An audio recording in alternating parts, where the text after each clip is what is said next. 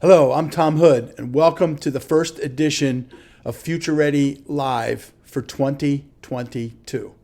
We're really excited today to be bringing you a recap from our first Future of Finance Summit that we held live in Nashville, December 8th through the 10th, and virtually on December the 16th, where we brought together about 70 finance chiefs from large corporates, mid-market, all together to explore what's the future of finance look like. I'm going to give you the quick recap, and then if you would put your email address in the comments, we'll be glad to send you a copy, or you can connect to me on LinkedIn and ask me to send you a copy. We'll send you the full report, and you're going to be seeing a lot more about this when we interview some of the folks that attended at future sessions. So the quick story is this started back in the spring of 2021 in the midst of the pandemic, and we began to discuss with leading corporate CFOs about issues that they were all facing. And when we saw these common themes, we said, should we convene a group to explore what the impact on the future of finance is as we hopefully come through this pandemic? And this is the recap of that notion. It is brought to you by the AICPA CIMA. We are the largest global group of professional accountants, CPAs, and CGMAs in the world. 696,000 members, students, and engaged professionals spanning 192 countries. So let's start with this group. These are the folks that we began to explore what does all of this mean to the future of finance. And this group helped us over the spring and summer put together the agenda that we used here in December, and they're going to continue to help us refine it. And this is the folks that were there live in Nashville with members of the AICPA CIMA team. And what a group. I have to say something. One of my favorite quotes comes from Isaac Newton, and he said, "If I can see farther, it's because I stand on the shoulders of giants."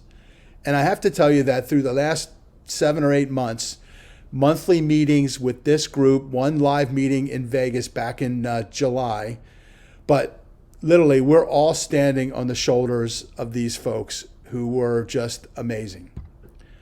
And this would be the second major thing, which is the future is not created. The future is actually co-created. And this is that quick story again of this group, but we literally have co-created this and want to invite all of you into a future conversation. So we're now thinking about offering this for corporations and groups, nonprofits like state CPA societies and other groups to expose the findings from this report to your teams and then ultimately help you facilitate what it might mean to your future. So let's get right into kind of what we're doing. What's the why behind it? This is the purpose that our Future Finance Leadership Group formed, and it literally is to transform the profession in its broadest context and reimagine the finance function of the future. Tall order, but we decided to tackle it using a very popular World Cafe format. So you can see this is a photo of the live meeting that was going on in Nashville, and then we supplemented that with a follow-up meeting, in a virtual meeting using Zoom. But we always start with what are the common trends and issues So we always start with what are the top trends and issues that you're seeing to find out if we have a common background for people to work off of. And in fact, we found that this set of issues, if you will, kind of came together over the spring and summer. But really, since July, the top 4 have stayed consistent. And we've seen a couple that moved up, like you see well-being moved up to number 5, clearly continued uncertainty. But look at the number 1, finding and retaining talent. This is the impact of the Great Resignation hitting finance. Number 2, maintaining culture, managing a hybrid workforce. 3, acceleration of digital transformation. And then number 4, the need for new competencies. And we'll talk more about that because that's very consistent with some of the research that we have been seeing on our own. So now let's talk about kind of the framework that we put this in. After working with a rough agenda, we said, let's bring in some thought leadership on what's the future of disruption relative to companies and finance. So we brought in an expert, Pascal Finette, of the company Be Radical. He's worked with Singularity University, and he gave us a really inspiring kickoff that talked about some of these key things. His major themes was disruption is really transformation. Everyone keeps talking about disruption. He says we have to get that out of our vocabulary. What we're talking about is the state of constant transformation, and it's been accelerated, obviously, by technology. He talked about 5 keys that you can see. This is a graphic recording that was done on site during our summit. And leadership being the number one, and he talks a little bit about some of what are those kind of major keys.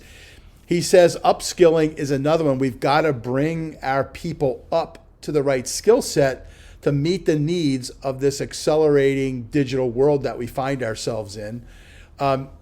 Number 3 was process, and in particular, he talked about the need for agile, and in fact, finance being the lowest in the corporate structure of divisions that are actually agile. And so we're starting to see that show up as a need, part of that upskilling skill. But we have to be able to move through faster cycle times to meet the needs of businesses that in fact are getting faster.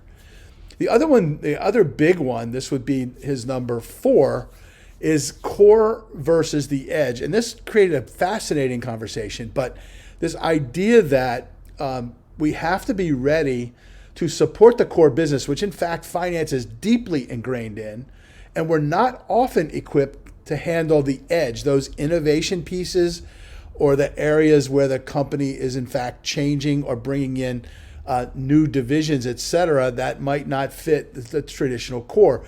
And he compared it to the aircraft carrier, which would be the core, versus the PT boat or the speedboat, which would be the edge. And the fact that in finance, we've got to learn how to support both, which creates a bit of that, constant tug and pull and push, if you will, around those critical areas. And our group thought that was a very significant concept there. And then first principles, and what Pascal means by that is we have to go back to the core of what everything is and where it came from as we begin to think about how we might be changing it. The other key concept that he brought in that everyone really got into was the idea of jobs to be done and this notion of state changes. And jobs to be done comes from Clayton Christensen. I would encourage you all to Google and learn more about that. But it speaks to value propositions. And one of Pascal's, kind of big principles was jobs to be done don't often change. What changes is how they're done, often with technology. Although he did say, I had a subsequent conversation with him, and he said the one new job to be done for finance, actually maybe 2, is the beginning of how do you account for sustainability and ESG and begin to work that into the corporate reporting discipline. And the second one might be diversity, equity, and inclusion. How do you begin to create new ways of reporting around that? Those are, if you will, new jobs to be done. But we'll talk more about how Pascal impacted everyone from that standpoint.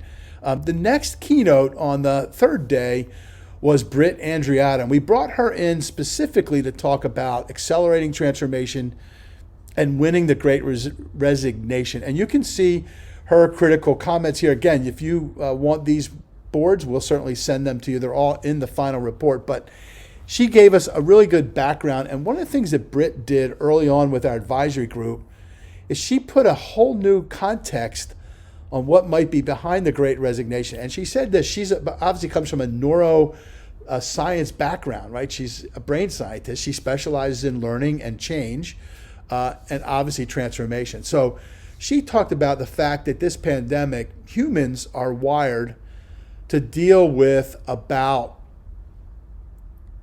6 months of a trauma, like about the time it takes to overcome, a major natural event like a hurricane, floods, or an earthquake. And she says, by the time you get through the trauma and then go through, it's about 6 months. There was another research during the middle of the pandemic early on that called it the wall, the 6-month wall. So it shows up in all kinds of neuroscience research. So she said you have that dynamic. Our brains are actually on overload because this pandemic, now going on almost year 3, is way beyond our capacity to deal with that level of trauma. So it's like a series of marathons, 6 months, you got to reset again. And this is going to be an ongoing process that we might have to live with almost permanently. The second point she says is add to that the major impact of social unrest, especially in the US, but even that's got global impacts. A lot of it from the George Floyd event and certainly the Black Lives Matter and all the things that have been brewing but then exploded through this pandemic. And then add to that all of the political unrest and the kind of partisanship and basically the far right and far left stretching our politics to stress out even more. Take those 3 things on top of traditional accelerating digital stuff that every organization is going through, and you've got like a perfect storm of major events. And so she said, don't underestimate that this is way bigger than just people coping through the pandemic. And so I think that really made us all think. And she talked about, she calls it 5 investments to make right now. One is actively address burnout. It's real, and the well-being of your team is absolutely critical. You saw it as one of the top issues facing finance teams. She says, take it seriously and begin to do things to help deal with that. Number 2, which is part of that solution, create a better workplace. Talk about purpose-driven areas. Also, don't keep, when someone resigns, don't put all that work on another person and overload them and think they'll just suck it up and everything will be better. So we have to start thinking about how we invest in those organizational changes to stop that pile-on that we all are guilty of, quite frankly. Number 3 is build on the transformation. And that's a notion of talking about how you're improving the organization and what the vision is beyond just the nuts and bolts of the transformation, but inspire your people to help join and hopefully involve them in how they can make that even better. Number 4, dial up your talent team. You've got to make sure you're investing in talent and that your talent group is ready to help your folks deal with all this excess that's coming through as we move on through this pandemic. And finally, focus on people and meaningful work. I think 5 great tips for her after she added the insights about what her research said about this pandemic. Now, there's a whole lot more. I'm going to give you the basic story of what came out of this. But I want to talk about this area because it's been constantly showing up around these trends. What we see is, think about it this way, the accelerated digital transformation and the pandemic has increased the need for CFOs and controllers to move up this value chain, right? We call it from moving from cost to value, but going over into this idea of what can we do to make the predictions, do the forecasts that influence the business and ultimately have a major impact. So as they've done that, in fact, research says that the first month of the pandemic, the CFO office increased their requests for predictions and projections by 30 times in 1 month, 30 times.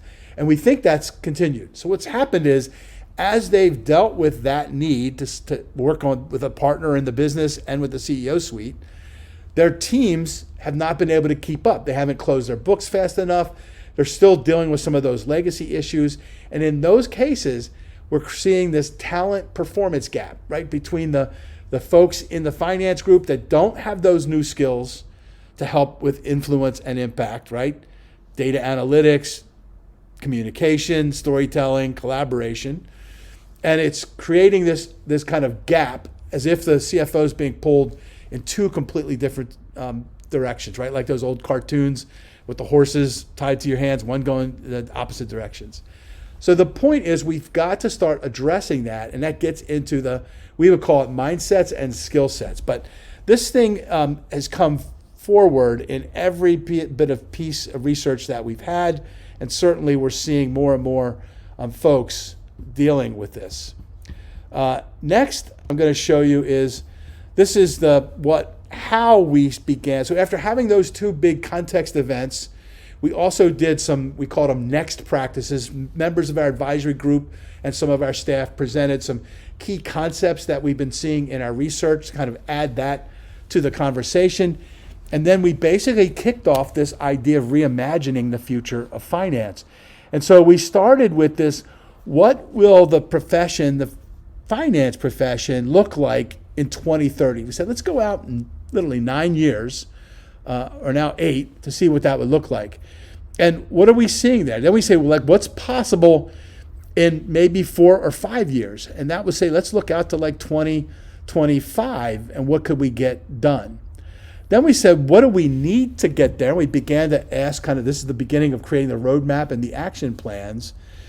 And then how has today, this event, redefined the role of the CFO in the future? And that was another key question we asked the group. And again, we did interactive strategy cafe, roundtable talks, and polling to get the wisdom of the crowd, if you will. Then we asked everyone, how close are you to this 2025 vision?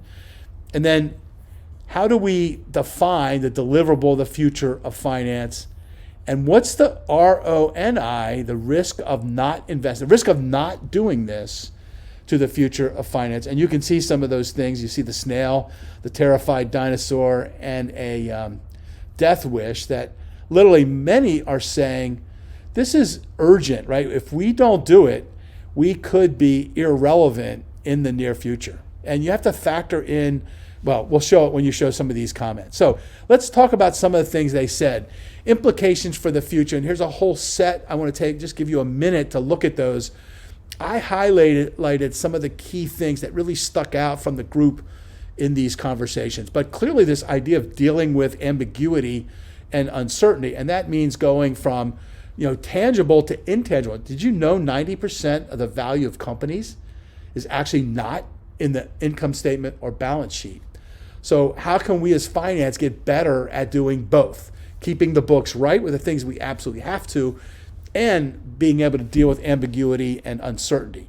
The idea of getting closer to the customer and this whole notion of customer experience is huge, right? Along with talent experience. Two concepts, and finance has to get involved in that and be articulate about those kind of things.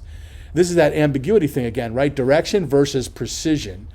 And then when you start to get down into this idea of talent and culture, it's also about reskilling people, behavior, technology, and culture. And this idea of how do we stay relevant from that perspective. And then you see the notion of we're going to become the chief interpretation officer or the chief value partner. And measuring intangibles will ultimately enable us to allocate the value and move better from this idea of a cost center to more of a value keeper. And so we go from this idea of score keeper to maybe coaching the CEO and the divisions around where we're going. So the next thing, a couple of the major themes that came out of this, and you can see 10 big ones that the group ranked. This was a big concept from Pascal, this idea of being a terrified dinosaur. The idea is we have to evolve or be replaced. And this is the changing and expanding role of the CFO to incorporate those intangibles, non-financials, value creation. And we have to move from being a cost center or considered a cost center to a true value partner, and it may be a source of value to the organization. Digital transformation, we have to move from a windshield view to the windshield view from a rear view mirror. And we do have to continue automating, ultimately getting to a close that happens maybe in real time. That would be the 2030 vision. By 2025, a close that's in 1 day or 2. We have to deal with the talent performance gap, core versus edge. We talked about that. This one, we had a big discussion about the role of ESG and our opportunity in finance to really take a lead role in how we can use that with our organization, with our supply chains, and with our customers from a reporting standpoint. The notion of DEI was another big one that we've got to embrace, and we believe our new registered apprenticeship program, which we'll have another FutureReady live about in the near future, to talk about how we think that could help us access a more diverse talent pool as we go forward. This idea of investing more in our people, critical. and the notion of paying attention to mindsets in addition to skill sets. It's actually not about technology. One of our studies said 80% of transformation is about mindset and skill set in your people, the right skills. Agile finance is another one that really happened. And then obviously this notion of addressing burnout and well-being. And then the notion is we need to start today and start talking about what's the risk of us not doing this for the organization.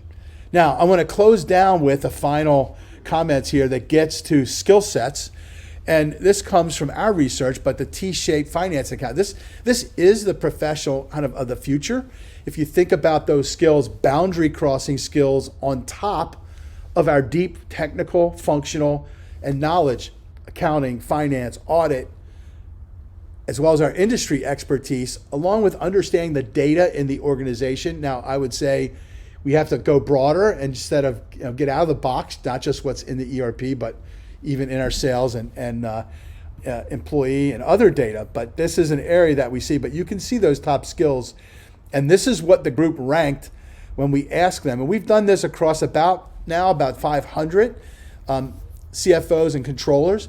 And this is pretty consistent. But I want to highlight this idea of agile that popped up. So clearly strategic and critical thinking, communication and storytelling, leadership and sense making, business acumen, and this agile mindset almost equal to that integration and collaboration. Excuse me, I don't have COVID, by the way. It's just a lingering cough from a cold over the holidays. Next is finally, I want to talk about this Pascal brought up, but this agile thing, I think why it's becoming so important is if you look at us compared to the other groups inside our companies, finance is the least agile or the least likely to understand agile at the lowest rate. So what can we be doing to become more agile? This group actually ranked themselves 5 on a scale of 1 to 10. And you can see the ranges from 1 to 8, but we have a ways to go. But my point is, I think you can see the vision for finance of shifting into this new strategic value partner role and taking a much more proactive role across both the core and the edge, right? Getting out of that CF no that we're often looked at and becoming a CFO that can really embrace intangibles, this idea of the ambiguity around new business models and new business areas, and then begin to build a team that can support the company around this. So I think it's pretty exciting where the group is going. You're going to see a lot more about this. Finally, here's what I would say. If you use your phone right now, point to this QR code. You can join our Future Finance community where you can start to ask questions. We'll post these resources in that community for you so you can actually get what's going on right now for your organization. Thank you. I tried to cover in 20 minutes what took, literally 2.5 days of deep conversations. You're going to see a lot more about this in our writings. We'll be covering it in the cgma.org area as well as on our Future of Finance community right here on the internet. So with that, join us the first and third Tuesday of every month, #FutureReady Live. I'm Tom Hood. I'm the EVP of Business Engagement and Growth for the AICPA and SEMA. We hope you'll join us on this journey and have an amazing, happy, healthy new year.